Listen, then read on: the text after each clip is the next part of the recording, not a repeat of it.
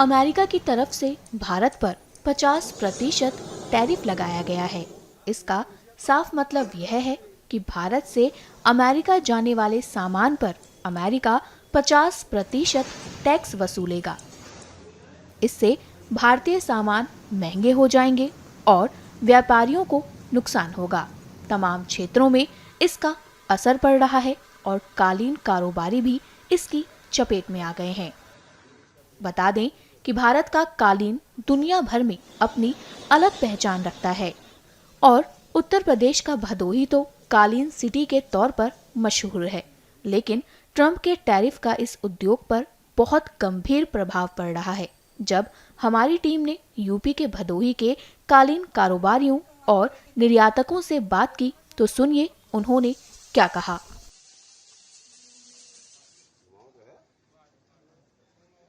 देखिए, बहुत ही ज़बरदस्त इसका असर पड़ रहा है, क्योंकि 26 तारीख हम लोग के लिए डेडलाइन था कि इंडिया से जो माल चला जाएगा तो 25% जाएगा, इसके बाद वाला 50 हो जाएगा। तो अभी इंडस्ट्री पूरी तरह से ताकत में लगी हुई थी कि 26 तक माल निकाल ले जाए।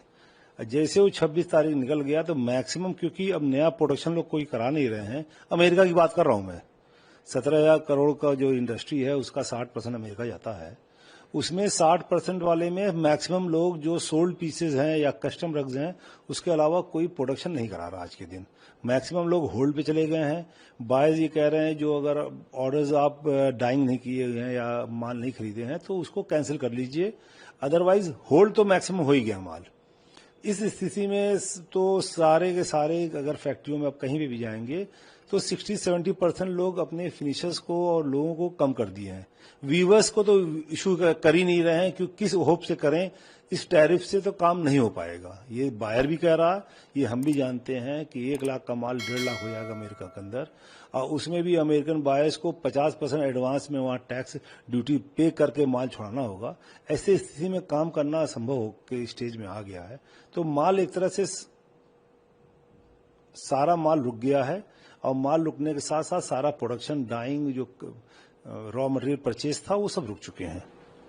ये जो अमेरिका को जो एक्सपोर्ट होता है उसी पे असर आएगा या अन्य? देखिए, अमेरिका पे तो पूरी तरह आ जाएगा, मगर जैसे कनाडा है, ब्राजील है, अगल बगल की कंट्रीज भी हैं, वो भी काफी हद तक माल उनका अमेरिका में ही बिकता है। तो प्रैक्टिकली एक बड़ा rest of India, rest of the world तो सही चलना चाहिए, उसको तो और अच्छा होना चाहिए, क्योंकि एक उनको बेटर प्राइस मिलने लगेगा, चीजें हो जाएंगी। मगर क्योंकि 60% अमेरिका का ही काम है, तो 60% का रिप्लेसमेंट कोई दुनिया में अभी और यहाँ नहीं हो पाएगा। धीरे धीरे हो सकता हो जाए, मगर अभी तो शॉक बहुत बड़ा ही है। टेक्सटाइल मिनिस्ट्री के अंतर्गत बहुत सारी चीजें आती हैं इसमें, जैसे कपड़ा उद्योग हो गया, अपैरल हो गया, गारमेंट हो गया, तमाम धागे वागे बनते हैं, तो और हम कारपेट बनाते हैं, तो जूता चप्पल है, लेदर फुटवियर उद्योग है। तो बाकी हमारे देश के कालीन को छोड़ के बाकी के जो प्रोडक्ट हैं, इनका एक्चुअली जो हमारे देश में उत्पादन होता है उसका बहुत बड़ा भाग यहीं पे खर्च हो जाता है, वो यहीं पे कंज्यूम हो जाता है, और एक्सपोर्ट में 20 से 30% ही माल जाता है। इसे लेदर फुटवियर में है, मतलब कपड़े से लेके इनमें मैक्सिमम जो उपयोग है वो 80% हिंदुस्तान में है और 20% उपयोग है, जिसमें मिनिमम है 65% है और 35% एक्सपोर्ट है। लेकिन हमारा जो उत्पाद है ये 100% जितना हम बनाते हैं 98-99% एक्सपोर्ट होता है, और उसमें भी सबसे बड़ा शेयर 60% शेयर अमेरिका को जाता है।